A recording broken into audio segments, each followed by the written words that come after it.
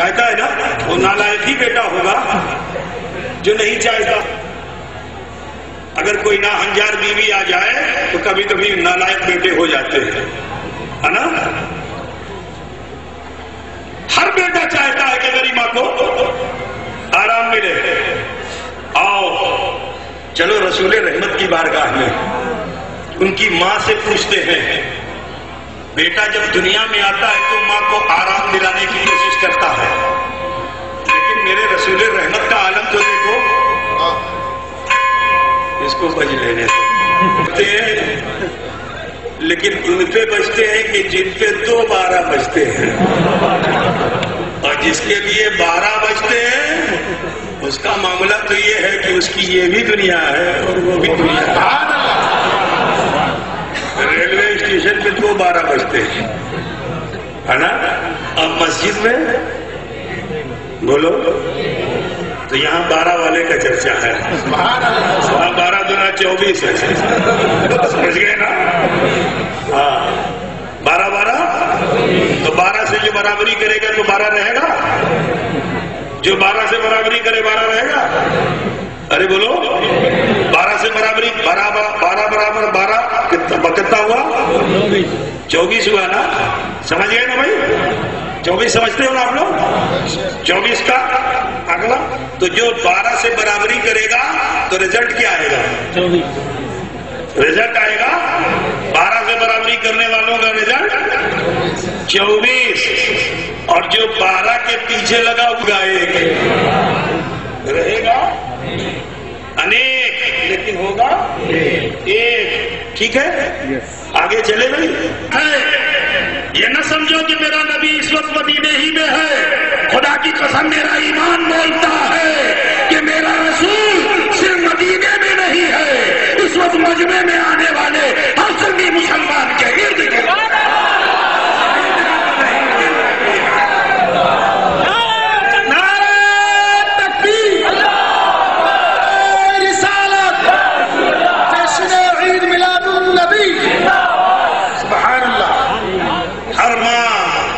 بیٹا چاہتا ہے آرام ملے، لیکن ماں کی کوکھ میں کوئی بیٹا اپنی ماں کو آرام دے سکتا ہے؟ بولیے. حضرت مریم سے پوچھو کہ جو بغیر شوہر کے ماں بن گئی ہے نا، ان کا کوئی شوہر نہیں. حضرت مریم کے شکم میں اللہ تعالیٰ نے حضرت عیسیٰ علیہ السلام کو پہنچا دیا. حضرت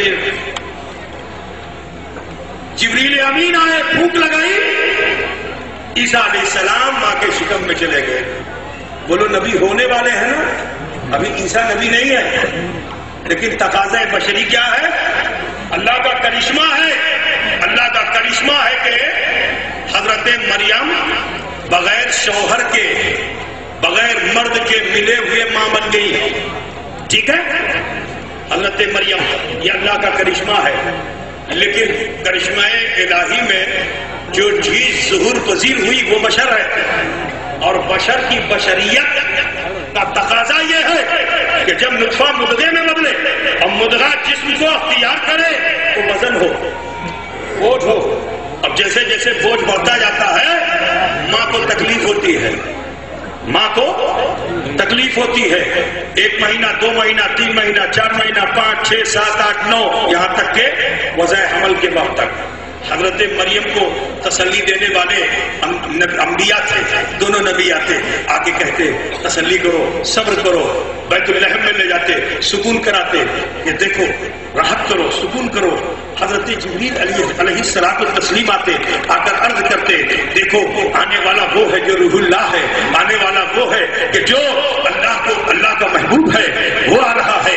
اے مریم صبر کرو، صبر کے ساتھ زندگی گزارو. لیکن جب پیدائش کا وقت ہوا، ایک ماں جب اپنے بچے کو چلتی ہے تو ایک زندگی اسے ملتی ہے، اگر حیات پاتی ہے وہ موت اور زیست کے کشمکش سے گزرتی ہے وہ. عزیزو جب حضرت مریم کے بطن سے ایک کرشمہ ظاہر ہوا، کرشمہ ہے خدا کا ظاہر ہو رہا ہے. غور کیجئے گا حضرت مریم کے بطن سے عیسیٰ علیہ السلام پیدا ہونے والے ہیں تو قرآن یہ کہہ رہا ہے کہ مریم تڑپ رہی تھی، مچھلی کی طرح بے قرار تھی. آپ کروٹ پہ کروٹ بدل رہی ہیں، بے قرار ہیں، تو رب نے حضرت جبریل امین علیہ التحیۃ والثناء کو بھیجا کہ اے جبریل جاؤ اور جا کر کے حضرت مریم سے کہہ دو کہ کھجور کے تنے کو پکڑ لیں، پیچھے ہاتھ سے کھجور کا تنا مضبوطی سے پکڑ لیں تاکہ راحت حاصل ہو اور ولادت ہو جائے۔ عزیزان گرامی، نبی ہونے والے ہیں لیکن بشریت کے ساتھ ہیں۔ ماں اتنی تکلیف سے گزر رہی ہے، اتنی بے قراری سے گزر رہی ہے، لیکن سنو ایسی ویسی ماں نہیں تھی، ولیہ ماں تھی، اللہ کی محبوب ماں تھی، ایسی محبوب تھی کہ سنو جو اللہ کا، آج لوگ کہتے ہیں ولی کیا کر سکتا ہے، ارے نادان قرآن کی تلاوت نہیں کرتا کیا؟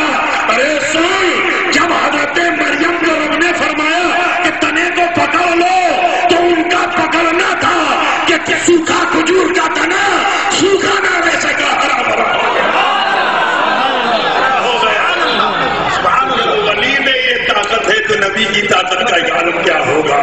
جب ولیہ کی طاقت کا یہ عالم ہے تو نبی کی طاقت کا عالم کیا ہوگا؟ عزیزو، صرف ہرا بھرا ہی نہیں ہوا، اس میں پھل بھی آ گیا، پھل پک بھی گیا، پھل ٹپک بھی گیا، پھل کو کھانے کا حکم ہوا۔ حضرت مریم نے اس پھل کو کھایا، آپ کے پستان میں دودھ آیا، حضرت عیسیٰ علیہ السلام نے اسے نوش فرمایا۔ لیکن آؤ چلو حضرت سیدہ آمنہ سے پوچھتے ہیں، اے آمنہ، مریم بھی ماں بنی تھی، بڑی بے چین تھی، اے آمنہ یہ بتائیے جب آپ کے بطن میں سید عالم تھے، نور مجسم تھے، احمد مصطفیٰ تھے، رسول کائنات تھے، فخر موجودات تھے، جب وہ تھے تو کیا ہوا تھا؟ حضرت آمنہ فرماتی ہے کہ میں عجوبہ دیکھتی تھی، عجائبات دیکھتی تھی۔ ہمارے سماج کی عورتیں بھی حمل کے درمیان عجوبہ دیکھتی ہیں اور بہت سے گنڈے تعویذ والے ان سے بڑے فائدے بھی حاصل کر لیتے ہیں۔ اگر کہیں بندر دیکھ لیا اور کسی گنڈے تعویذ کرنے والے کے پاس وہ عورت پہنچ گئی تو پھر تو وہ جیسے گائے کو دہا جاتا ہے ایسے اس عورت کو وہ ماں نے سنتی ہیں تو سن لیں، یہ فطرت ہے، جب حمل ہوگا تو تمہاری جیسی سوچ ہوگی اسی حساب سے معاملہ ہے۔ بندر دیکھتی ہیں عورتیں، بس شکل صورتیں دیکھتی ہیں، بھیانک صورتیں دیکھتی ہیں، طرح طرح کی صورتیں دیکھتی ہیں، مردے دیکھتی ہیں، قبرستان دیکھتی ہیں، یہ سب دیکھتی ہیں۔ حمل کے درمیان یہ بھوت اور شیطان کا معاملہ نہیں ہے، اس توہم کو نکال کر یقین کی دنیا میں آ جاؤ۔ کہنا یہ چاہتا ہوں میرے بھائی کہ ہر ماں کے ساتھ ایسا ہوتا ہے، لیکن سیدہ آمنہ سے پوچھا گیا، اے آمنہ آپ نے کیا دیکھا؟ تو حضرت آمنہ فرماتی ہے میرے عجوبوں میں ایسا ویسا عجوبہ نہیں، ارے جب میں سوتی تھی تو جنت کے محلات دیکھتی تھی، جب میں سوتی تھی تو مقدس اور حوران بہشتی کو دیکھتی، جنت کی حوروں کو دیکھتی تھی، وہ حوریں میرے ارد گرد گھیرا لگاتی تھی، چکر لگاتی تھی، طواف کرتی تھی، وہ حوریں گھومتی تھی، خوشیاں مناتی تھی اور مجھ سے کہتی تھی مبارک ہو آنے والا وہ آ رہا ہے جس کے صدقے سے کائنات کا نظام چل رہا ہے، آنے والا وہ آ رہا ہے کہ جس کی جنت بھی ہے، جس کا لوح بھی ہے، جس کا قلم بھی ہے، جس کے صدقے سے اعلیٰ حضرت فرماتے ہیں کہ چنی نو چنا تمہارے لیے، زمین و زمان تمہارے لیے، مدین و مکہ تمہارے لیے، بڑے وہ جہاں تمہارے لیے، وہ مصطفیٰ آ رہے ہیں کہ جن کے صدقے سے یہ کائنات ہے۔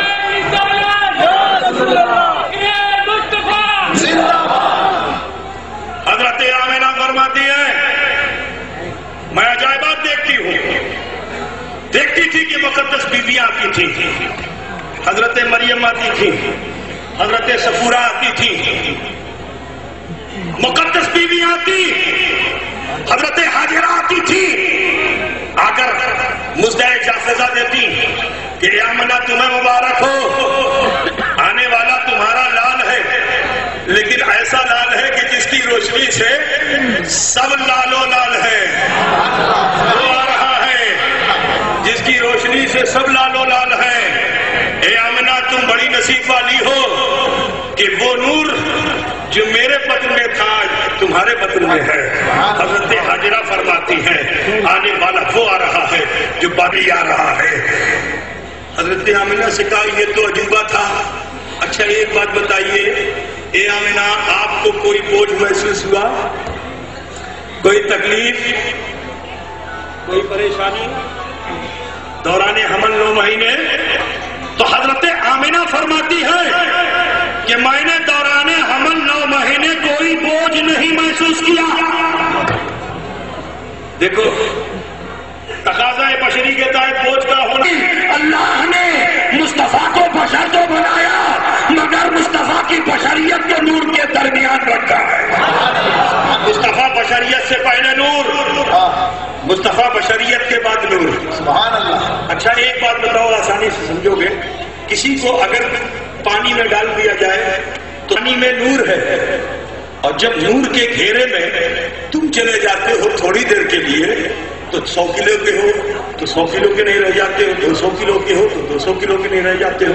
انگلی کے اشارے پہ تمہیں اوپر نیچے کیا جا سکتا ہے کیونکہ تم لطیف کے گھیرے میں آ گئے. پانی لطیف ہے نا، لطیف کے گھیرے میں آ گئے اور نور بھی لطیف ہے. میں یہی بتانا چاہتا ہوں ہم مصطفیٰ جان رحمت کی بشریت کا انکار نہیں کرتے، لیکن میرا مصطفیٰ وہ ہے کہ جو ماں کے شکم میں تھا. سب تو فضلے میں ہوتے ہیں، فضلے کے پانی میں تھے، لیکن میرا مصطفیٰ تو افضل نور ہے، افضل نور ہے، فضیلت والے نور کے پانی میں تھا. تو سنو نور میں تھا، نور مجسم تھا. تو نور کا تو کوئی وزن ہوتا نہیں. کوئی وزن ہوتا ہے؟ انگریز بہت چالاک، ہندوستانی بہت بیوقوف ہے، لیکن انگریز بڑے چالاک تھے. انہوں نے اس روشنی کا نام کچھ اور نہیں رکھا. کیا رکھا؟ لائٹ. اب ان سے پوچھو جو لوگ اسکولوں میں پڑھتے ہیں لائٹ کا معنی کیا ہوتا ہے؟ ہلکا. ہلکا. لائٹ کا معنی؟ لائٹ کا معنی ویٹ لیس، ہلکا نہیں. لائٹ کا معنی ویٹ لیس. جب ڈکشنری کھولو گے، شبد کوش کھولو گے تو وہاں کیا ملے گا؟ ویٹ لیس. لائٹ کا معنی ویٹ لیس، جس کا کوئی وزن نہ ہو، جس کا کوئی. اب جب جس کا کوئی وزن نہیں، لائٹ کا معنی ویٹ لیس، نور کا معنی ویٹ لیس. تو اب شکم آمنہ میں جو ذات تھی وہ ذات جو حیولہ بشری میں تھی، لیکن اس کے چہار جانب نور ہی نور تھا. تو اب جو شاید نور کے حیولے میں ہوگی اس کا وزن کہاں سے ہوگا؟